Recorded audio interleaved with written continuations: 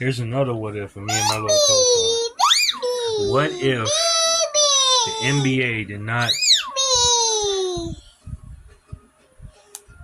What if the NBA allowed the trade of Chris Paul to the Lakers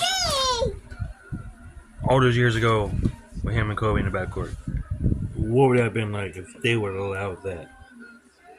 See, before they got bought or whatever, they were under the league's governorship. So the Hornets traded Chris Paul, now aka Pelicans, to the Lakers for players to be named and all that stuff. But the league said it couldn't happen. Imagine that backcourt: Chris Paul in his prime, Kobe coming into his own. I think that was around the time, either right before right before,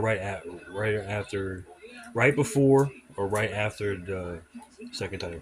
Something about that along those lines. I think it was around the time frame. Can you imagine that if that would have happened?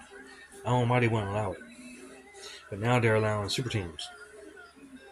Could you imagine that backcourt? Chris Paul and Kobe.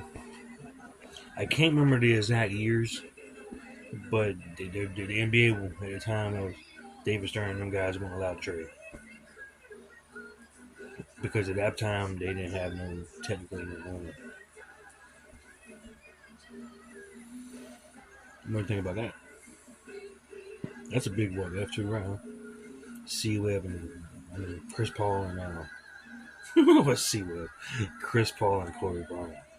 That's a big what if, yeah.